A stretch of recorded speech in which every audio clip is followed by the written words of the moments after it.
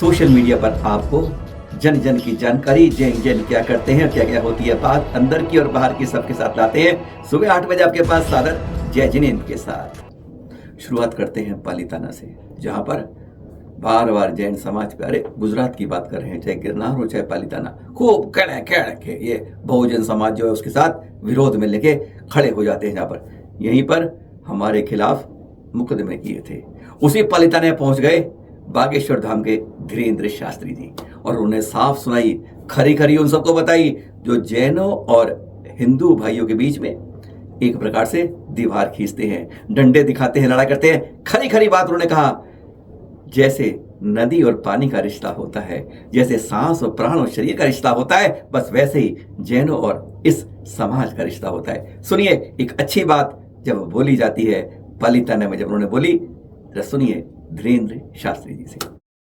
दुनिया को हकीकत बताने की इन महात्माओं ने अलग जगह रखी, और हम तो यही आए कुछ विधर्मी चाल चलकर सनातन को और जैन परंपरा को अलग कर रहे हैं।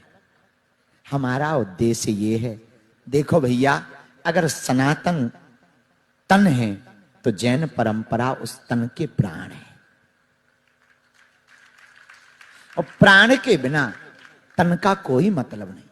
दोनों एक दूसरे के पूरक हैं। श्वास के बिना शरीर का क्या मतलब, साधक के बिना साध्य का क्या मतलब। साध्य हो और साधक ना हो, भक्त हो भगवान ना हो, शिष्य हो गुरु ना हो, नदी हो पर पानी ना हो, तो क्या मतलब है। इसीलिए हम लोग एक बात बहुत, आप लोग बहुत गंभीरता से समझ लें, ये सब एक है, ये दो नहीं बैठे हैं, एक ही बैठे हुए। गद्दियां लगी, ये दो नहीं, साफ एक बैठे हुए।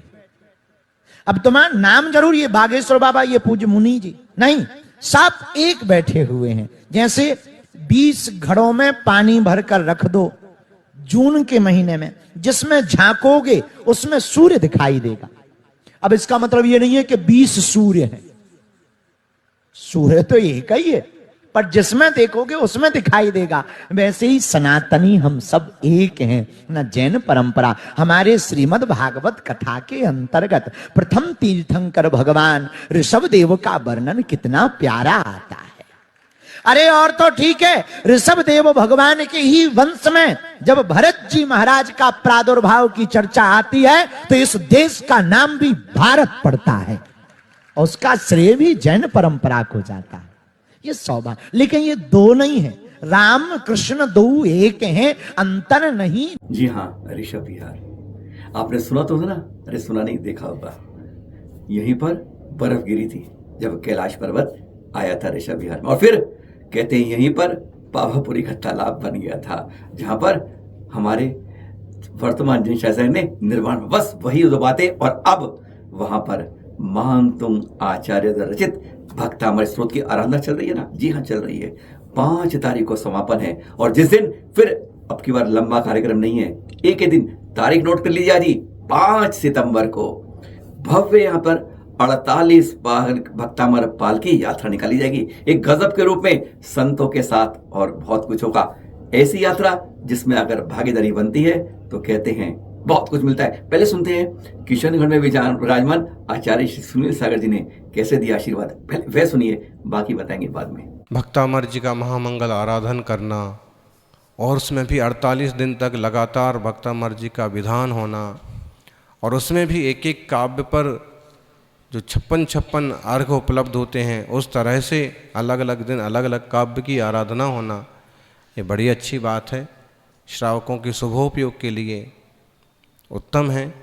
और फिर ऐसे विधानों का, ऐसे उत्सवों का महोत्सव पूर्वक समापन करना, इतनी 48 पालकी निकालना, ये तो अच्छी चीज़ें हैं।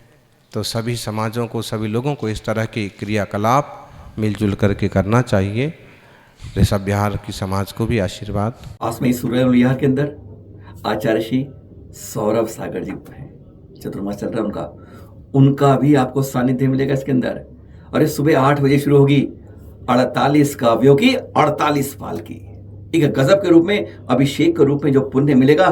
कहते हैं जो 48 दान विधान किया था ना, उस सब का संचय करके जब मिल जाता है तो कहते हैं बस पुण्यों की एक बरसात हो जाती है ऋषभ विहार में 5 सितंबर सुबह 8 बजे से। अच्छा, सौरभ सागर के बाद और किशननगर में विराजमान है विमर्श सागर जी महाराज। इन सब कार्य संयोजन किया था गणनी आरिका आश्मती माता, जिनके सानिध्य में चतुर्मास चली रहा है।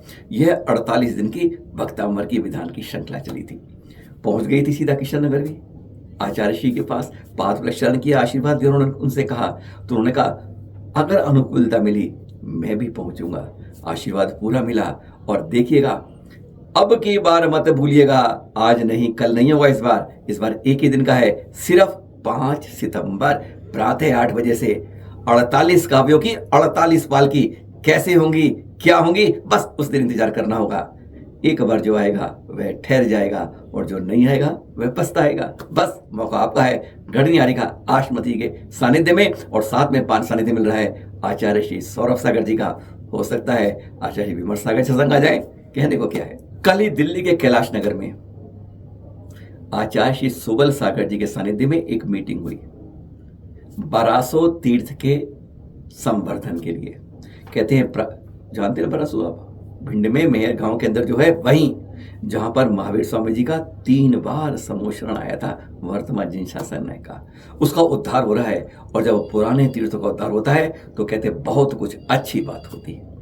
यहाँ पर 51 फुट की एक खड़गासन उत्तंग प्रतिमा है और साथ में 414 फीट ऊंचा सुमेरु पर्वत भी यहाँ बन रहा है। दक्षिण में भी बन रहा है और यहाँ पर भी बन रही, पहले 350 की थी, कह रहे हैं अभी 400 था। और आचार्य श्री सुबल सागर तो कह रहे हैं अब इसकी ऊंचाई और बढ़ेगी। बहुत कुछ बन रहा है यहाँ पर, उसके बारे में जो फैसला हुआ यहाँ पर राजस्थान, गुजरात, हरियाणा, पंजाब, दिल्ली, उत्तर प्रदेश और गुजरात, कई जगह जैसे जगह जगह से अध्यक्ष और लोग आए थे। फैसला ये हुआ आचार्य सानिध्य में कि 2 मार्च को वहां पर शिलान्यास का भव्य कार्यक्रम रखा जाएगा। और हो सकता है, जहां तक उम्मीद है, वह आचार्य श्री सुबल सागर जी के सानिध्य में। उन्होंने साफ स्पष्ट कर दिया, जो बहुत अच्छी बात रही, यहाँ जो संवर्धन विकास हो रहा है वह इसलिए नहीं हो रहा कि उस पर एक प्रशस्ति आचार्य श्री सुबल सागर, नहीं, तीर्थ का उद्धार होना चाहिए। इस पर चैनल महाराज ने साफ कहा आचार्य श्री के साथ संबोधित करते हुए, सभा करते हुए, कि जब इतनी प्रतिमाएं वहां स्थापित कर रहे हो तो उसके अंदर एक बड़ा श्रेय जो मिले, प्राचीन प्रतिमाओं को स्थापित कीजिए। जो 1000 वर्ष प्राचीन प्रतिमाएं होती हैं, 700 वर्ष, 800 पुरानी, उनको स्थापित करेंगे तो कहते हैं अतिशय कई गुना हुआ। जिस बात को आचार्य श्री ने नोट भी किया, तारीख आप भी नोट कर लीजिए, 2 मार्च। वैसे तो 12 से 15 नवंबर को होनी है दीक्षा, 13 दीक्षा आचार्य श्री विमर्श सागर सानिध्य में। जी हाँ, उन दीक्षार्थियों की जगह जगह समय गोद भराई बिरौल यात्रा चल रही है। देख रहे हैं आप, ये मध्य प्रदेश अशोक नगर से, जहाँ की 2 नगर गौरव भी हैं, सृष्टि दीदी जी और नेहा दीदी, जून को भी दीक्षा मिलेगी। इस तरह के जब कार्यक्रम होते हैं अपने अपने शहर में तो कहते हैं खुशियों के नगाड़े अपने आप बनने लगते हैं। दृश्य देख रहे हैं आप, ये अशोक नगर मध्य प्रदेश से गोद भराई बिरौली यात्रा देख रहे हैं आप। उन 13 दीक्षार्थी आते जाते आपको एक और दिखाने दें, सुना दें। जरीस इंसारी जी क्या कहते हैं। बोलने को भी मन नहीं करता है, सुनने को मन नहीं करता है, पर आपको बता दें आज इस तरह से एक संप्रदाय में गोल टोपी के अंदर ऐसे लोग होते हैं जो कह रहे हैं बाहर शादी मत करिए, अपनी बहन से ही करिए। इतनी खूबसूरत को बाहर भेजते हो, मतलब इतनी बात भद्दी बात सोच के नहीं आते कि संस्कार क्या है, रिश्ते क्या है, हम क्या करें, कहां से कहां पहुंच जाते।